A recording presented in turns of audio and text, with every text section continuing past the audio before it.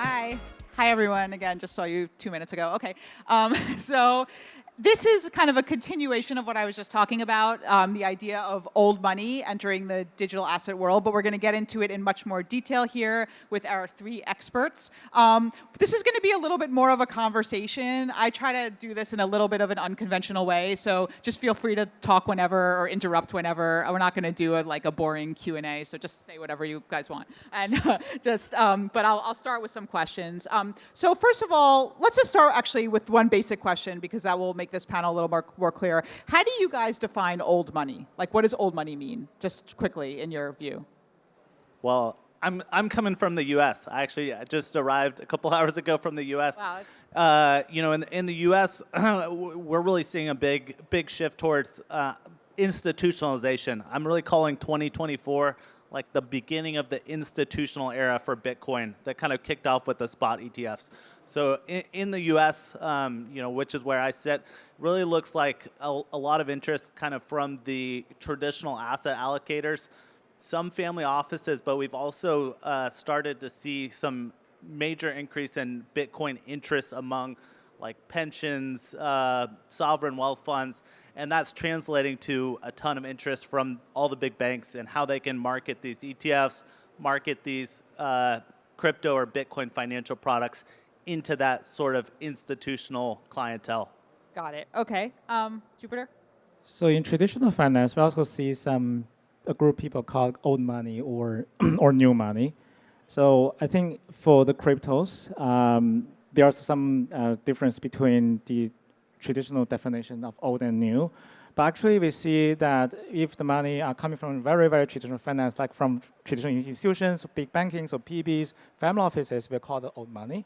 But actually, if some billionaires or millionaires coming from the crypto landscape, for example, they accumulate their money from BTC mining or trading, we call them new money in the cryptos. So in Hashkey, we are licensed asset managers and the trading platform in Hong Kong.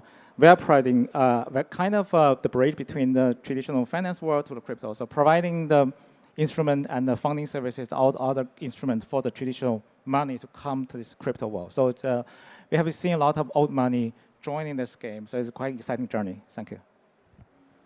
Yeah, so for me, I think primarily my experience has been with old money in the form of family offices. So trust funds and families that are basically trying to gain the appetite for interacting with crypto and ideally preserving their assets and growing their portfolio into the Web3 space.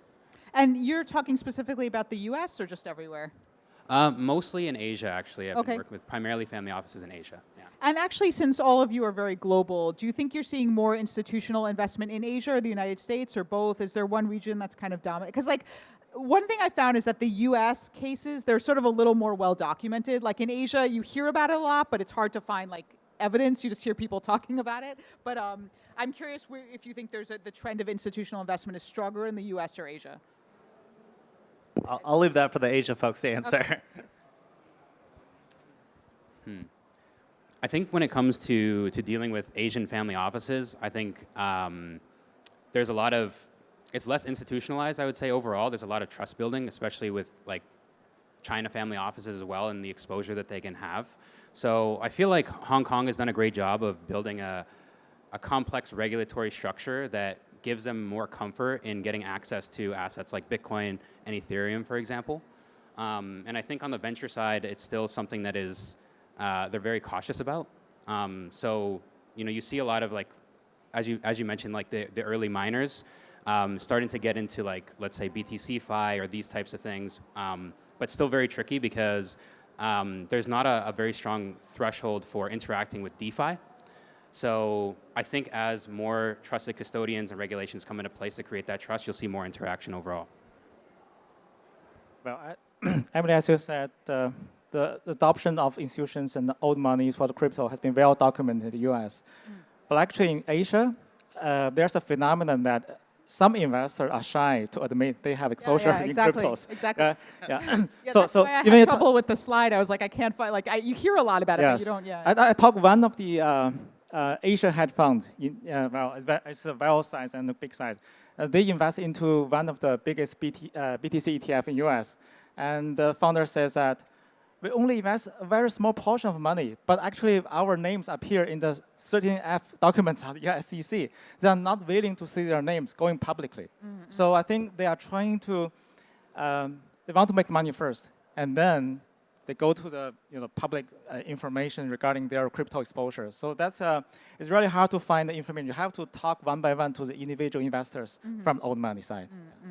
What do you think are the biggest challenges that remain to institutional investment? Like, to get, obviously, I agree with you that we've probably seen an increase, but clearly there could be more. What do you think, what do you think are the challenges? Are they regulatory, or are they still sort of cultural, where like institutions, like you said, they don't really want to admit that they're investing in crypto because they're, I mean, what are the big barriers that remain? From my perspective in the U.S., a lot of the regulatory barriers have come down. A lot of the structural barriers have come down. I think the two key gaps in the market are really still around education. Like a lot of groundwork still needed to educate people, help them understand the landscape. And I think the larger one actually, it's kind of like you mentioned, is really reputational risk that, especially for the professional capital allocators, the endowments, the pensions, there's a lot of reputation risk associated with coming out publicly as Bitcoin owners. And so a lot of them, even if they think it makes sense to make a 1 or 2% allocation, they're very hesitant to do it until all their peers are, because they're judged against all their peers.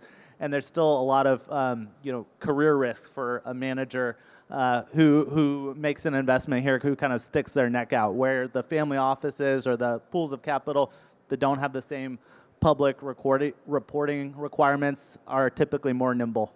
Just to follow up on that though, like can you say though at this point there's enough people doing it that they shouldn't be afraid of that anymore? I mean, if you have like Goldman Sachs and JP Morgan, it's like how many more institutions need to be involved for people to be like feel comfortable with that? Like isn't there enough examples now for people to sort of feel that's not so much of a risk?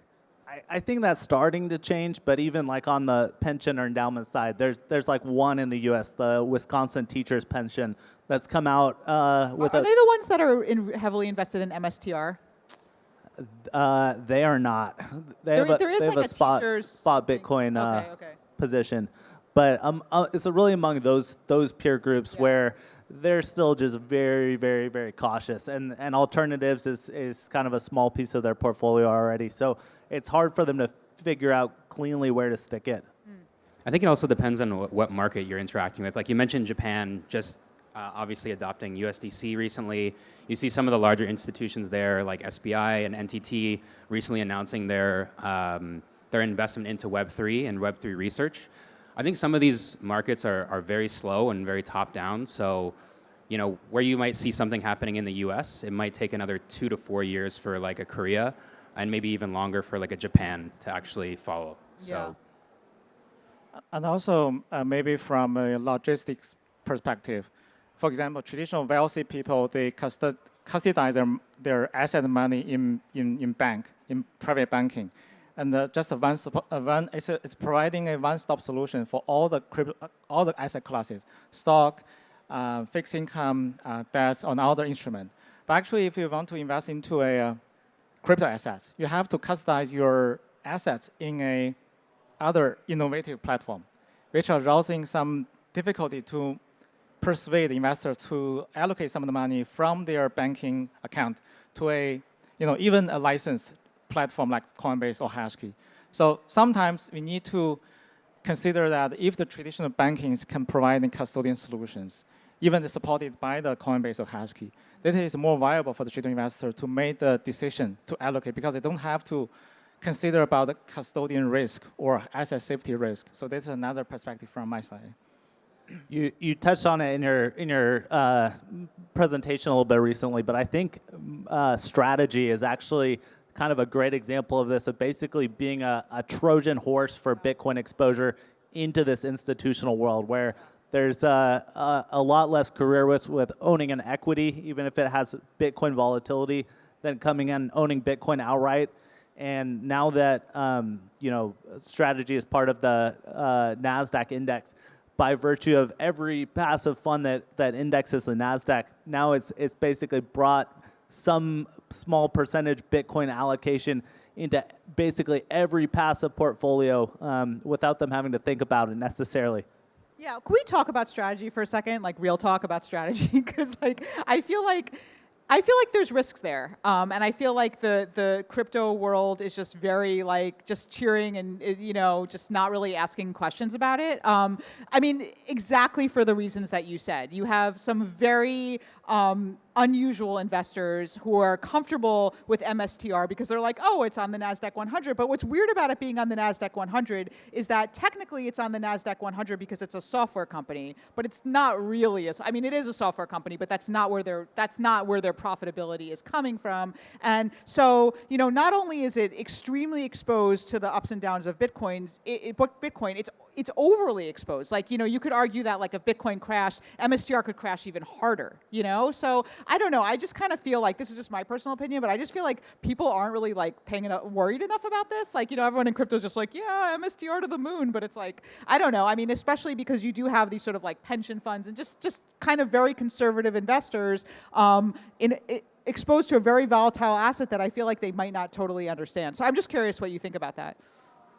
So I'd take the other side of that. I've spent a lot of time on strategy, and for a little bit of context, I run a fund out of the U.S. that is a big investor in strategy and also has seeded a number of public companies globally, including Metaplanet in Japan and Moon Inc. Here in Hong Kong, running a similar strategy, the strategy. What is the beauty of strategy, in my opinion, and Saylor's really done a masterful job at this, is he does have, the raw Bitcoin exposure and the volatility, but he's used the corporation format to transform that into a number of different securitized products like corporate bonds or convertible bonds or preferred stock that have different ratios of that risk, reward, volatility, upside. And so because of that, he's able to bring to market essentially the first securitized pieces of Bitcoin exposure that a insurance fund or a convert arb fund or a fixed income investor can actually invest in. And so he's intentionally front loading all the volatility and high Bitcoin beta into the common equity, but then he's issuing these other securitized products that have way less risk, way less volatility, but still slices of the Bitcoin upside. And he's basically trying to create a product for every type of institutional investor out there. So you just have to know what you're buying and understand what he's engineered to be kind of the volatility profile of that individual security. What do you guys think? No comment. One phenomenon I noticed from the wealthy people that at the same time they enjoy the volatility of BTC, but on the other side, they also want the principal protection. So that's why I see a lot of people are seeking structured product on BTC or MSTR. So we see some financial institutions are providing such a product, like you can catch up the volatility of the BTC by selling puts, but also giving you a layer, additional layer to protect your principal. But also you can get the chance to at a discount to buy BTC or MSTR. So that's why such a product has been quite popular among the institutional investors. On the other side, they have been well educated for the structured product, for the traditional private banking. So they know how this kind of product play. So that's why I see they want to have the growth of BTC, but at another time, you also need to make sure their principal are safe. Yeah, I mean, those are all reasonable comments. I think, maybe one of the things to be more concerned about, which I mentioned in my slide, is like, even if, as you said, Saylor has like pretty sophisticated financial, I don't know, whatever, engineering, whatever it is. I mean, there's a lot of copycats that are emerging that don't have that, and that's, I think, a little bit more worrisome. I'm just curious, I know that you're on the board of Metaplanet, right? Now, Metaplanet is really interesting because that's like a kind of a Japanese version of strategy, right? What's the deal with Metaplanet? Like, who's investing in that? I mean, I'm just curious, like, what's going on there? So Metaplanet started their Bitcoin journey exactly a year ago, last April. And have grown that from what was essentially a dying real estate business to turning around the company, being the best performing equity in the world above a $250 million market cap last year. And with that came like 3 real different stages of adoption and growth. I'd say it started very much with a Japanese retail audience, primarily because of the tax arbitrage you mentioned, where it's much more tax efficient for a Japanese investor to buy an equity compared to buying Bitcoin outright, especially in a market that doesn't have a Bitcoin ETF. That's important, yeah. But as it grew, it's really leveled up, where today, the Capital Group, which is a massive allocator that owns 10% of Strategy, is one of the largest Metaplanet investors. The Norwegian Sovereign Wealth Fund came out with a Metaplanet position. So now it's now it's included in a bunch of U.S. Equity indexes. So it's really leveled up all the way from retail, like Japanese retail, to international retail, now firmly into the institutional camp, all in the space of 1 year. Interesting. Just quickly, is Metaplanet, is their only business, their main business, just buying Bitcoin, or are they still doing other stuff? They still operate one hotel, but Bitcoin is the business these days. Okay, that's very interesting. All right, let's talk about ETFs for a second. Jupiter, actually, I want to ask you about that. ETFs in Hong Kong. So, my understanding is that there's been some challenges early on. I think there was, at least what I've been hearing, please correct me if I'm wrong, but I know there was some disappointment for a while with the ETF volumes in Hong Kong. People wanted more. They thought, that's what I heard, that might be wrong. Maybe you disagree. But I'm just curious, how do you think they've done? Do you think there has been some challenges? Are you happy with them? Or, how are ETFs doing in Hong Kong? Well, I agree. The volume is on the platform. You can see that the data is truth. Yeah. But actually, the reason behind this is, due to the complexity of the investor in Hong Kong market, not 100% of the investors can allow to invest into the spot ETF. Especially, you cannot meet the KYC requirements from the brokers. You cannot trade the spot ETF. So I think only maybe 1/5 of the brokers in Hong Kong market can providing such a services for their clients. The major clients with a big chunk of money, they cannot put into. So that's why we see the such shortage of volume. Sorry, why? Why can't they? What's the reason? The KYC, you need to meet the KYC of the brokers. And some, Chinese-based brokers, they cannot providing services to some clients, that.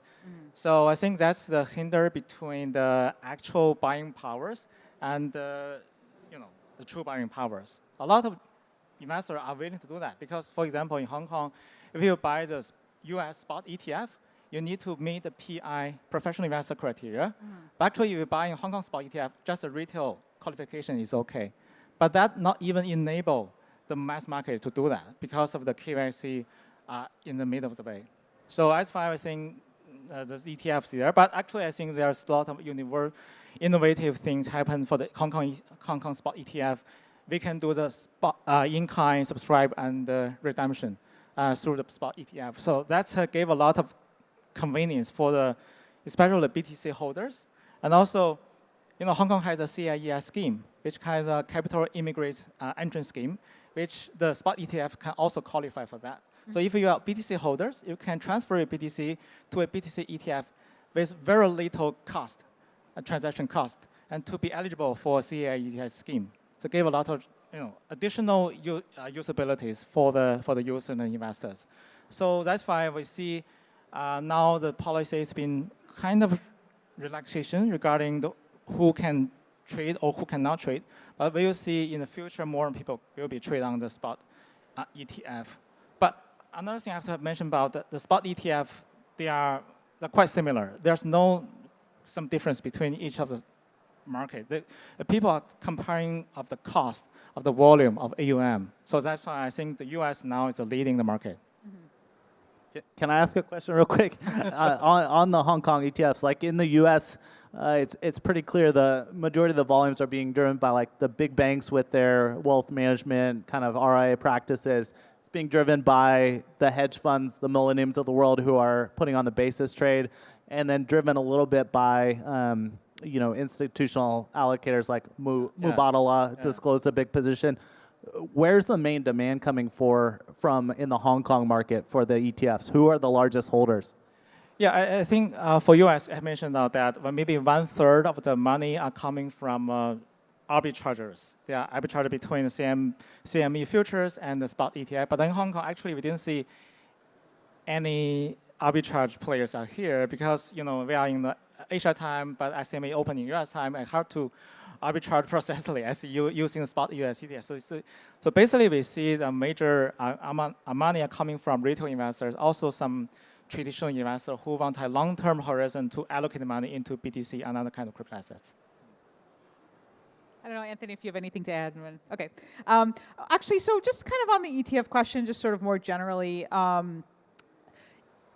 do you feel like we're getting to a point where we might eventually not really need these products? Because, originally they made sense, right? Originally there was this idea where it's hard for average investors to maybe set up an exchange account or whatever. But now it's like there's a lot of ways to buy Bitcoin. And, to some degree, some of these vehicles like ETFs or, MSTR, they're not really in keeping with the principles of crypto, right? In the sense that crypto is supposed to be, decentralized. It's supposed to not have a company in the middle. All these places have fees. Sometimes you kind of are getting less upside than Bitcoin itself. Can you see a world in which we won't really need these things much anymore, and people can just kind of buy? Are they even really good for Bitcoin as a whole? I mean, everybody really celebrates them because they say, oh, it's opening the doors to, institutions and stuff like that. But there's also a little bit of a cost in terms of what is special about this really? It's not really Bitcoin. You don't really hold your Bitcoin, right? I mean, if you buy Bitcoin through an ETF, it's not really you're not holding Bitcoin, you're holding sort of an exposure to Bitcoin. So I'm just curious what you guys think about this more philosophical question. I think that's great. I agree with you in principle, but I think the biggest challenge is there's a lack of trust in centralized exchanges, and there's also a lack of trust in DeFi in general. So I think for now, I think it's going to be heavily necessary until we have maybe one stable cycle where there's not a massive catastrophe with some of the black boxes out there. That makes sense. Yeah, I'm curious from Hashkey's perspective, right? Because Hashkey's kind of involved in everything, but it's I don't know. So we're providing the spot ETF, but also provide spot BTC. Right. So I think for different investors, for example, it's very hard to persuade a traditional investor to manage a hardware wallet. Not to mention that it's quite scary that if you not manage it right, you will lose all your money. So sometimes they just choose the spot ETF. Even though they can additional cost happens, but actually we're buying them as safety layers for their Bitcoin and crypto assets. But for some true believers of decentralization, definitely they're buying the BTC ETF, and then they will transfer out their BTC out of exchange to their personal hardware wallet to make sure that all the safety due to different reasons. So that's why I think a lot of people have been recognized the BTC in the future, but actually don't have a capability to manage the hardware wallet for themselves. So that's why we see the spot BTF still a big step for the traditional investors to solve the custodian problem for them. Yeah. Yeah, I would very much agree there. And I'm a Bitcoiner through and through at heart. I would love to see spot create and redemptions come to the U.S. I think we'll see that under this new administration, so that everyone has the option to do self-custody and actually use Bitcoin rather than just buy a financial product on top of it. But you're right in that taking custody is a huge responsibility. And there's a lot of investors, or especially professional investors, who don't want that responsibility and would rather pay experts to manage it and be able to tap margin loans, liquidity, have it be part of their portfolio reporting, make it seamless. So I don't see any world in which go away anytime soon. Let's just talk about the U.S. for a moment. We've talked a little bit about Hong Kong. Jupiter, you can weigh in also. But Anthony, I think you're based in the U.S. still, technically, right? I'm Canadian. Oh, I'm sorry. I apologize. You're Canadian. Well, you feel free to weigh in. You're based North America. Okay, yeah. North America. You're based in the U.S., right? Okay, so let's start with you, Tyler. But I'm actually curious what both of you think also, because the changes in the U.S. have implications for the industry as a whole. I guess my question is, like, what do you think is the most important change that's happening in the US? Because there's a lot of talk, you know, and there's a lot of vibes. There's a lot of vibes in the US. But like, what do you think is actually really significant? I mean, because it's one thing to have, you know, the president being like, oh, I like crypto, and it's another thing to actually really do things that are making it more welcoming for crypto. So I'm just curious, it will start with you, Tyler, but I'm actually curious what you guys think, and also just what you think about how the changes in the US, like how big a role that's happening just on the global market. Because from my observation just over the past year, that's probably, the US is probably the country that's changed the most in terms of its position toward crypto. So. Yeah, so you know, my perspective is that the vibes are very, very real. That this isn't just hype, and I can say that, you know, having been pretty involved in the political scene in the U.S. more than I ever have. We invited now President Trump to speak at Bitcoin 2024 at Nashville, which is an event we hosted. And oh, okay, you're part of that. And okay, it was good. there that he promised to fire Gary Gensler day one. Right, he right. promised to free Ross. He promised to establish a Bitcoin strategic reserve, and he's followed through on all those promises with remarkable speed. So, you know, my perspective is, you know, I think you're right in that everyone's trying to get a sense for how real it really is. We've seen all the legislative things done that you know, our industry has been lobbying for in DC. I think when that attitude really shifts quickly is as soon as you see the U.S. starting to buy new Bitcoin for the strategic reserve. I think that's kind of the final nail in the coffin. That is a massive flashing bat signal to the entire world that how seriously the U.S. is taking that. So we'll see when that happens. You know, my prediction would be that we'll see that before the end of this year. Yeah, I agree with that. I think I agree the vibe is really real. So my understanding was actually like this was part of the plan for several years now. So I agree with the prediction of the U.S. actually actively buying Bitcoin by the end of the year. I think up until recently, everybody was looking towards Hong Kong when it came to regulations and how to manage crypto. But obviously, countries like Japan and Korea are always looking at the U.S. So I think that this marks like a major potential acceleration for the entire industry. And I agree the strategic reserve is probably like the big one because there's other countries already preparing to open up their own strategic reserves. Thailand seems to be expressing a lot of interest in that amongst a few others in Southeast Asia. So yeah, I think it's very, very serious, actually. Yeah. Jupiter, any thoughts? You don't have to. Oh, okay. I don't have to. Okay. So we only have like 2 minutes left. I want to make sure. Is there anything you guys wanted to say that you didn't get a chance to talk about real quickly? No? Okay, so I can ask one last question. I want to make sure you all have an opportunity to say anything you want to say. Okay, so yeah, I mean, I think we've definitely covered like a lot of ground. You know, I guess the last thing we can touch on really quickly in 2 minutes is tokenization, RWA tokenization. This has been kind of going on for a while. There's a lot of hype. This is also, I think, a pretty sort of an example of old money. It is an example of old money just in the sense that there's so many banks that are getting involved with this. Of course, there's the question of like, what exactly are they doing? Are these permission blockchains? But I'm just curious, you know, what you guys think about, just quickly in the 2 minutes that we have, about the current state of RWA tokenization. Are you excited about it? You think this is going to be something really big? You think it's overhyped? What's your take? I think it's a great entry point for old money to come in, especially because you have products coming on chain that they're much more familiar with. I think one of the challenges that we've been experiencing recently is more on the demand side. So I think that one of the interesting ways to ideally bridge is to take certain things that you weren't able to put on chain before, like GPU compute and some of these types of things, making them more composable, and maybe making them a little bit more crypto native while still preserving these products that the traditional kind of institutions or old money is familiar with. I think institutions are quite optimistic. If you look at BlackRock and also Franklin Templeton, another big asset management are key to providing their RWA real asset fund. For example, the BlackRock Build fund, their AUM has reached $2 billion, 2 times compared to 1 month ago. So recently, I see the demand is quite high from traditional investors.